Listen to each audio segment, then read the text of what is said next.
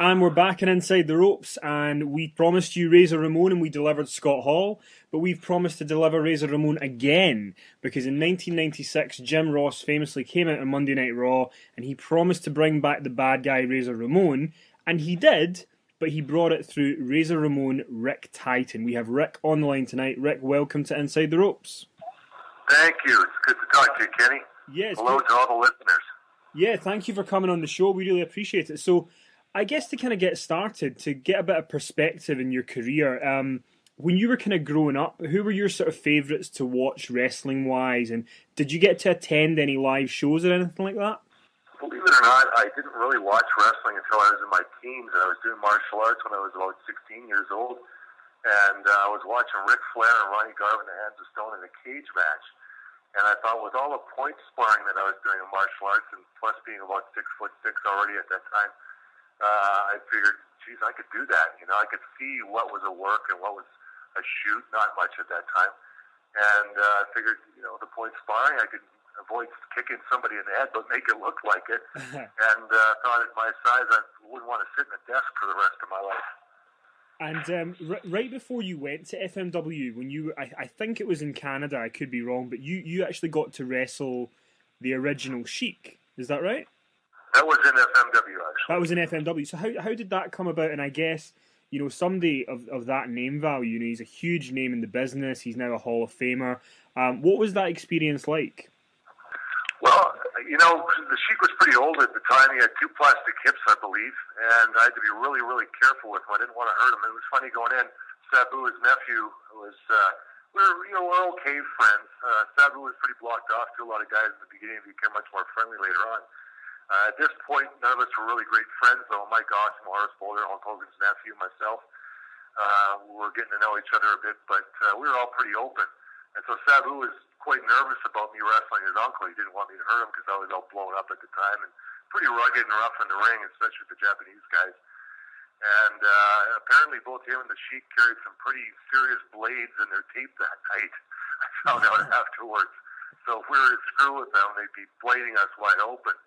I don't think that would have stopped me, though. I was really pissed off. Blades never stopped me before. And I guess for a lot of fans who primarily just watch American wrestling, they would know you from the WWF, but you were actually briefly in ECW before you went to the WWF. How did you end up getting to ECW? I know you worked with guys like Sabu and Judge Dredd. How did you end up in ECW? Well, it's funny. I hadn't talked to Sabu in a long time, and he phones me up, and out of the blue, I had no idea it was coming.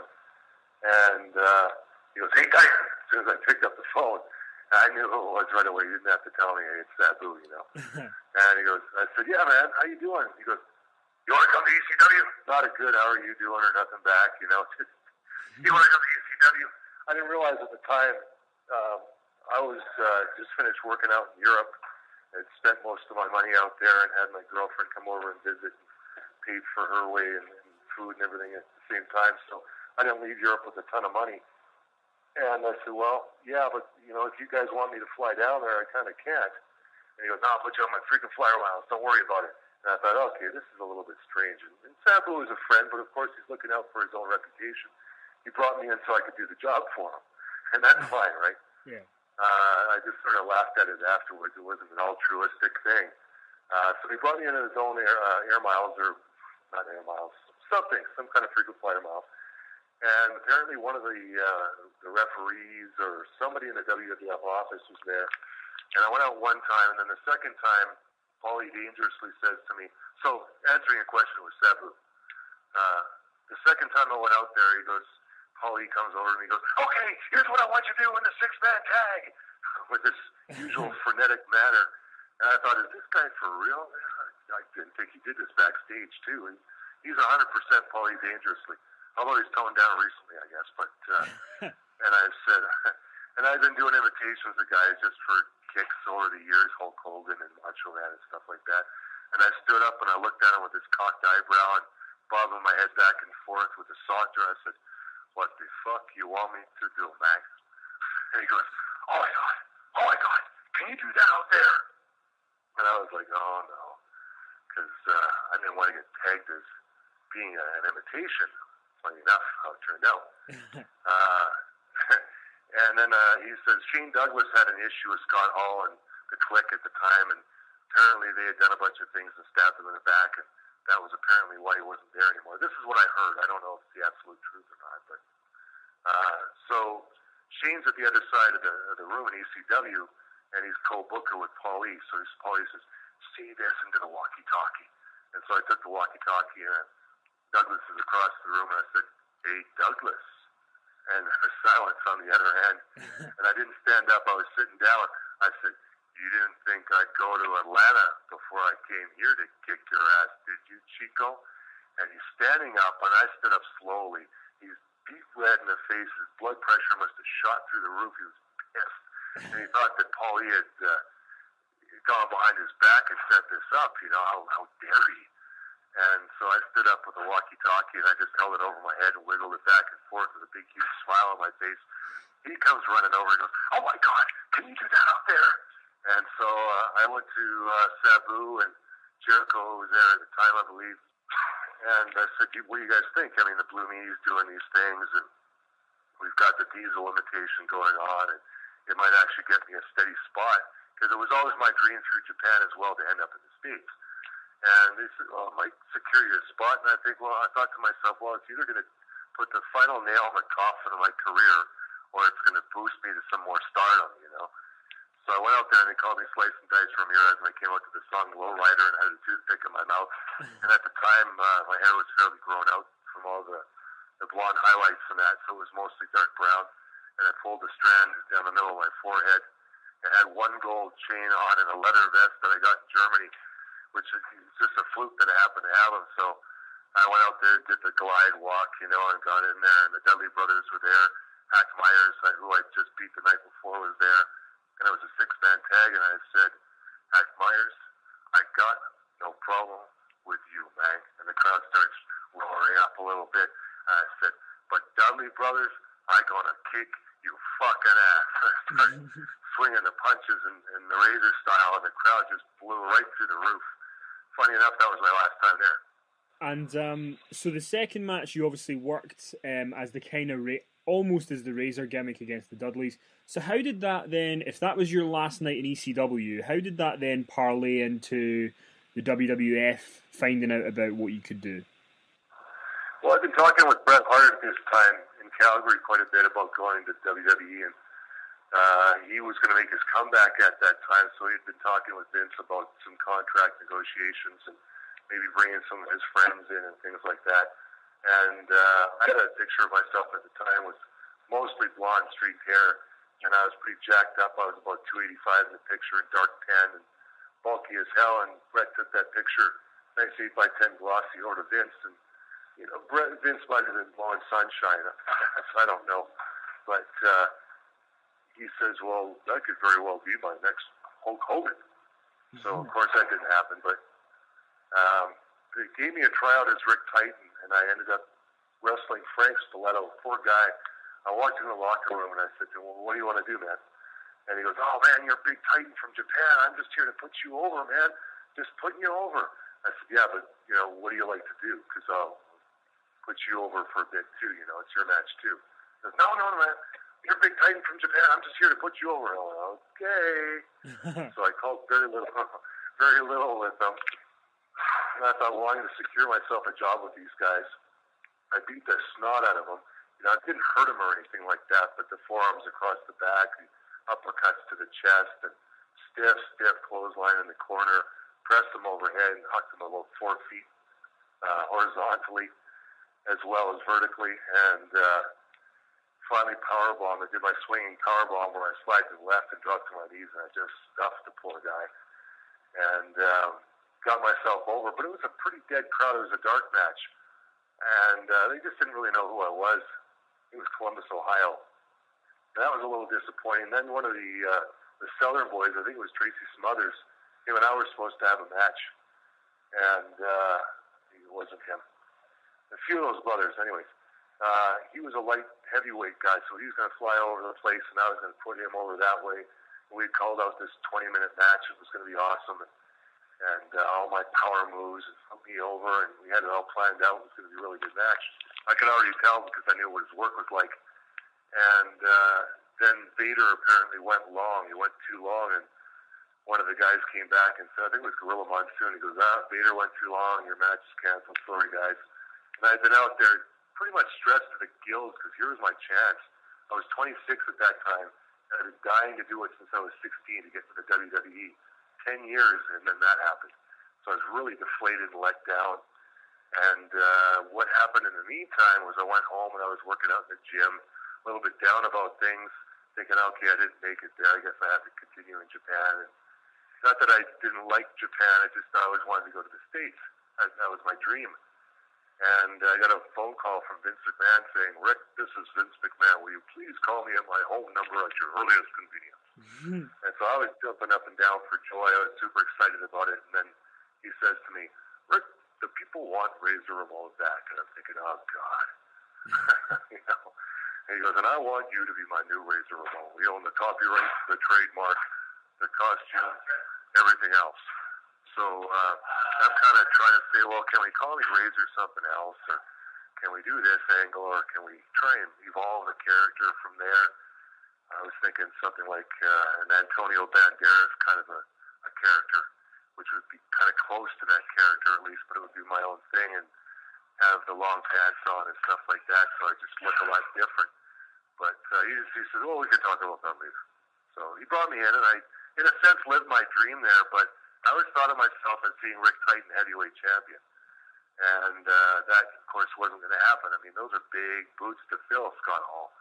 When he was on top, man, everybody on the planet knew who he was. He was super famous. People loved him to death. He was major over and a champion over and over and over again. I mean, how do you really replace that, or how do you compete with that and try and be somebody that's going to affect that and for people to end up turned on to you? So it was a very bittersweet thing going to the WWF at the time.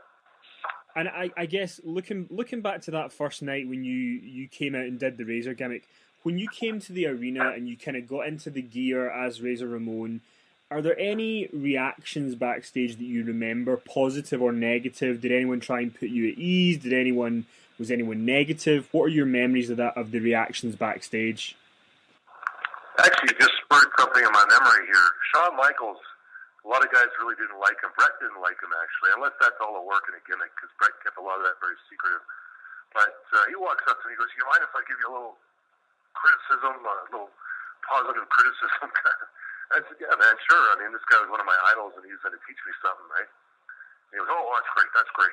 Well, here's how Scott did the Razor Ramon punch, the floppy punch, right? You measure up with your hand, and you kind of swing the other arm really loosely around, and you just kind of slap him across the neck, just like this, you see?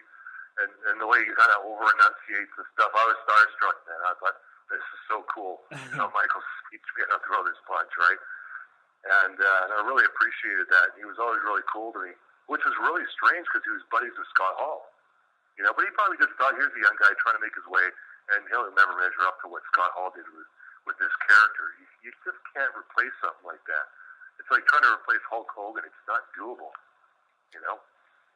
And the negative side of things, some of the guys didn't want to work with us well, with Glenn or I, as those characters, and they kind of knew that they were there to get themselves over, and that our characters would never last. It was doomed from the get-go.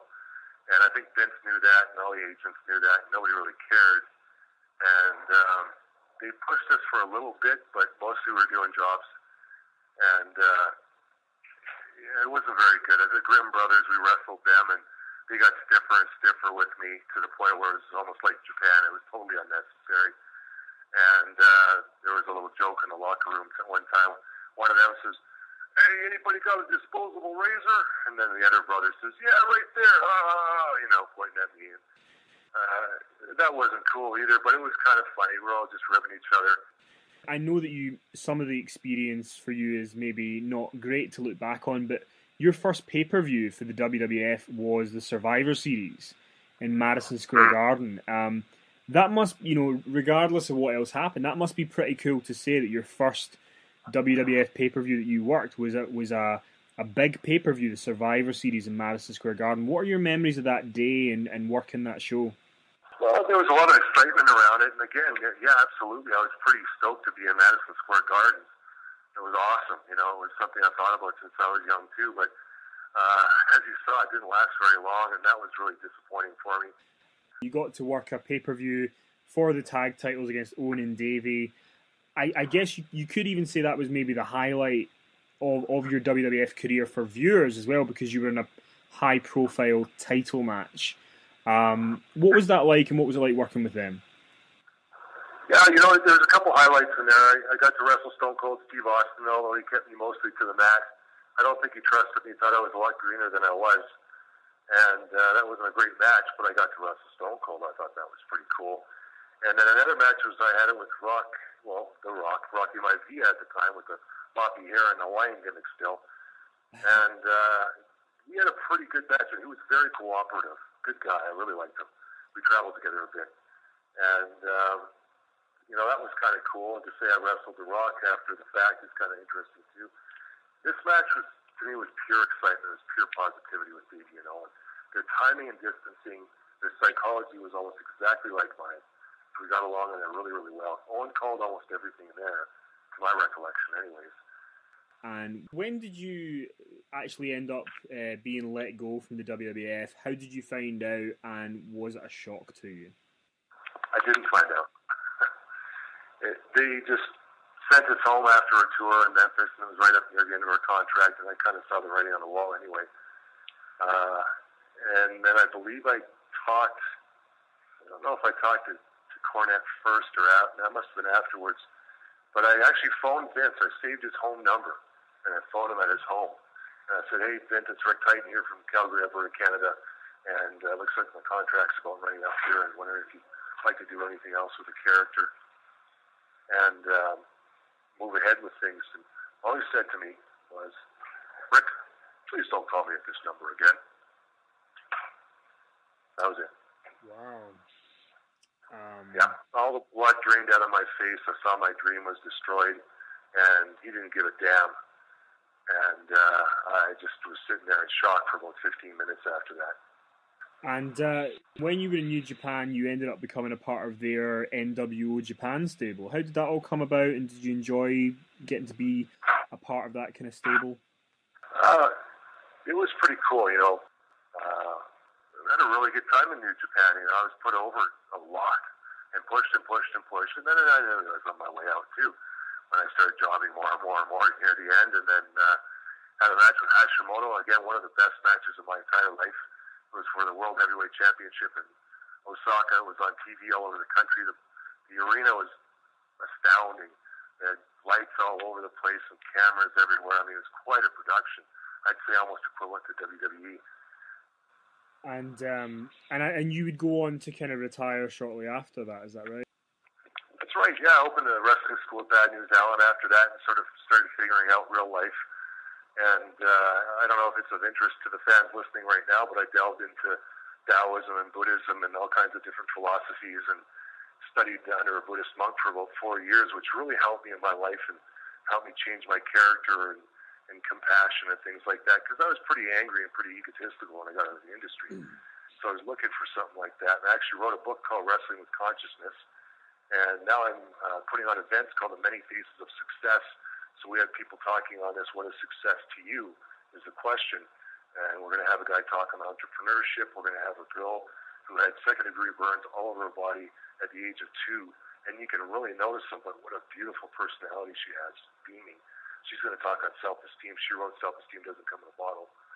Another girl who's a former pastor talking on relationships, like love relationships. Mm-hmm. And I'll be talking about how to deal with anger and attachment and aversion, which are the 3 basic tenets of Buddhism that they say cause all suffering or emotional pain. And it's manyfacesofsuccess.com if you don't mind a shameless plug here. Plug away. So people can check out manyfacesofsuccess.com. And the last thing we wanted to do was just do a quick name association with you. So we'll just throw out a few names and just tell us the first kind of word or sentence that comes into your head. Okay. Sabu. Awesome worker. Total aerialist. Can't believe he didn't break his bones early in his career. Good guy. Glenn Jacobs. Good guy, good worker, solid person, full of integrity. It was a pleasure working with him. Bret Hart. Bret Hart, really good, solid, down-to-earth kind of a guy as well. He really helped me by getting me into the WWF. I mean, I like to think that I would have gotten in there on my own somehow, sooner or later, but who knows? He got me in there. But beyond that, sitting in his house and chatting with him and hearing some stories and him telling me about the psychology of the business from his perspective and experience was fantastic, and he was always really good to me. Rick, thank you so much for joining the show. It's been a real pleasure. I hope you've enjoyed it. Thank you very much. I absolutely did.